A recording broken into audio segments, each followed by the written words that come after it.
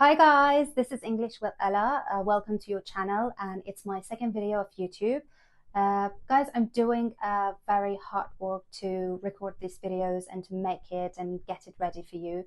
So I really need your support. I want you to subscribe and thumb up if you like the videos, because it helps me so much, and I would be very open to any kind of suggestions you have.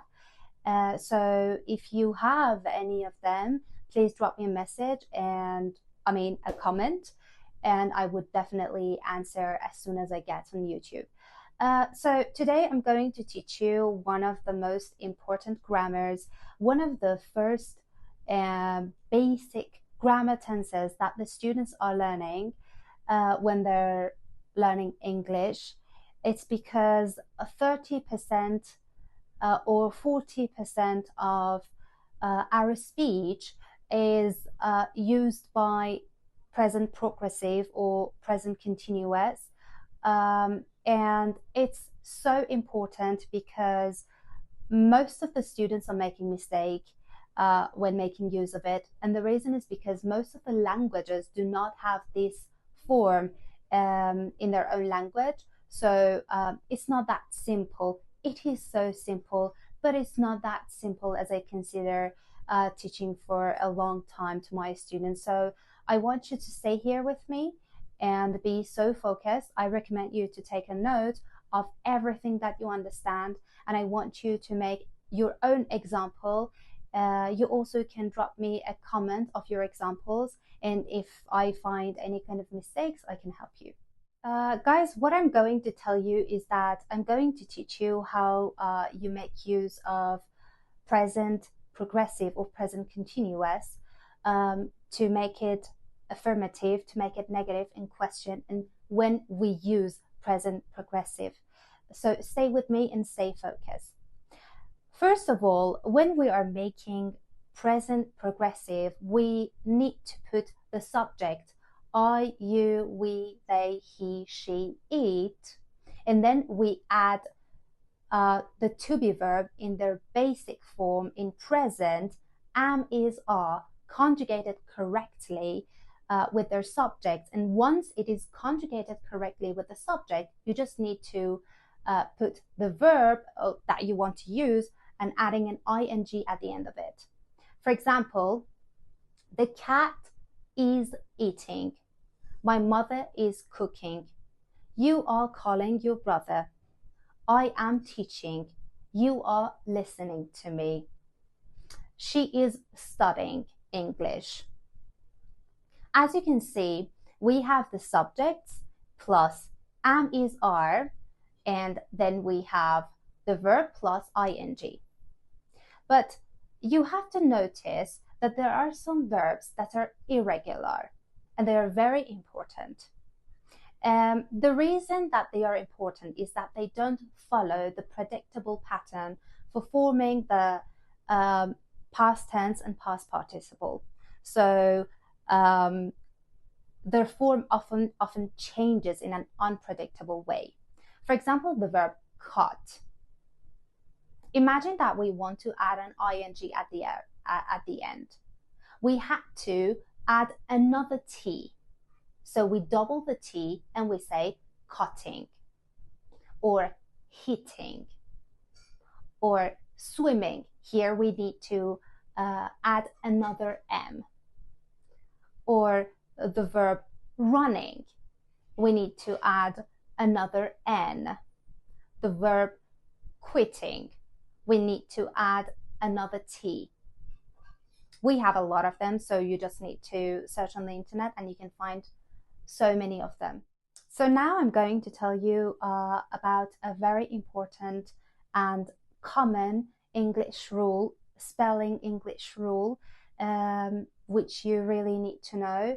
And that rule is when a verb is ending with a silent E, the E that is not pronounced in verbs such as drive or take, you generally need to drop that E at the end before adding an ing. For example, you're hoping. I'm coming back home.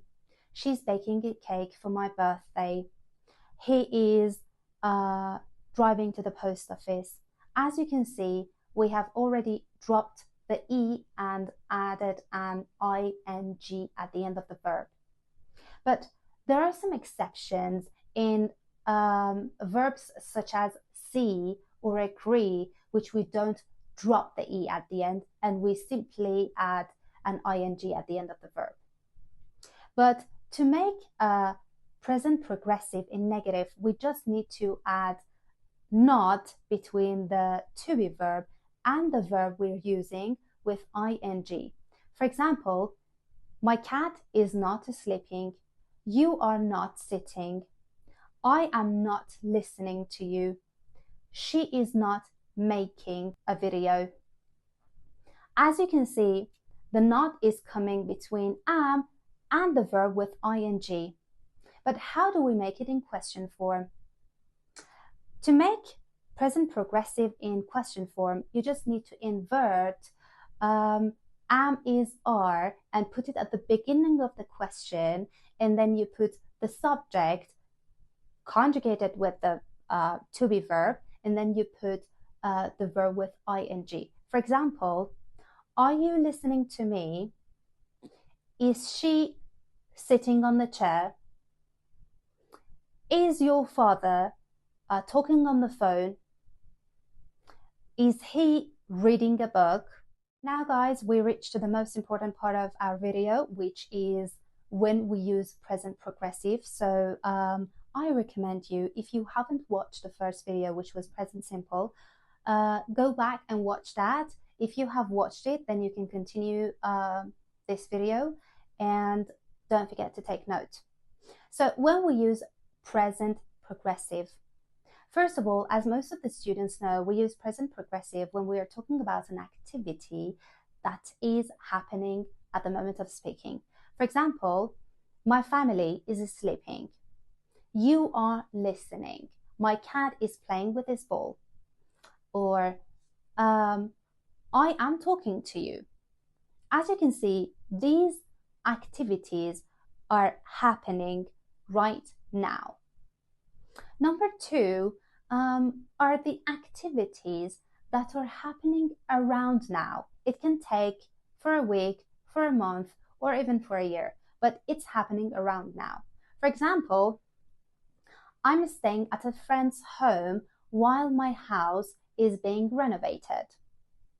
As you can see, while my house is being renovated, we indicate that it's not a permanent thing that is happening.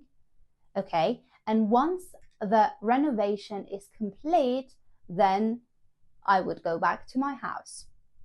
Okay, so you have to consider that these kinds of activities that are happening around now are not permanent, but they're temporary. Okay, I'm telling you something really funny, and that is I was recording this video last night at 2 a.m. and when I was sending it to my editor, I realized that I pulled a classic number escape and went straight from number 2 to number 4, and right now it's 11 a.m. and I'm recording this video for you just to teach you number 3, and I did some makeup. I hope that I look exactly the same as other videos. Anyway, number 3, trends. Trends are some things that are developing, that are improving. For example, the prices of the cars are increasing.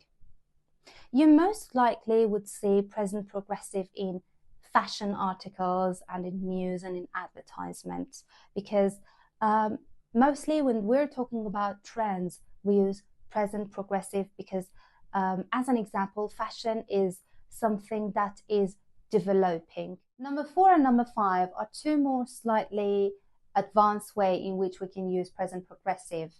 Number 4 is repeated actions. When we're talking about repeated actions in a negative way, we use present progressive. This is quite advanced way, so it's your choice whether to use it or not.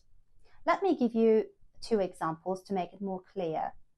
For example, the little girl is never listening to her father. As you can see, I'm dropping a negative remark. Or they're always smoking in the elevator. I'm complaining about it, right? So I'm using present progressive. Number 5 is quite strange because it's talking about an event that is already planned in the future. My students are mostly asking about why they should use present progressive instead of other future tenses when we're talking about future. And I would always say that it is your choice whether to use other future tenses when you don't feel comfortable using present progressive, okay? So don't take it so serious. You can use any kind of future tense for the future activities, right? But if I want to give you an example, I would say, I'm having a meeting with my boss at 10 a.m. tomorrow. So the meeting is scheduled and both parties know about it. Or we're having dinner with Johnson tonight. The dinner is arranged, right? And we both know that we're going to have a dinner together. Or she's starting a new job on Monday. The start date is set and probably the paperwork is done. Or they're having a flight to Paris next month. Probably they have the tickets and they've done the hotel reservation. Guys, we reached the end of the video, and right now, as I'm recording it, it's 2 a.m. It's quite late and I really need to sleep. And what I want you to do is to thumb up if you feel like you liked it or it added to your knowledge. And I want you to subscribe if it's the first time you're watching this video, and drop me a comment. I would really love to know about your suggestions. And my next video is going to be about past simple, one of the most important grammar tenses in English. And if there's any suggestions, I'm so open. And I would really love to meet you soon. Bye.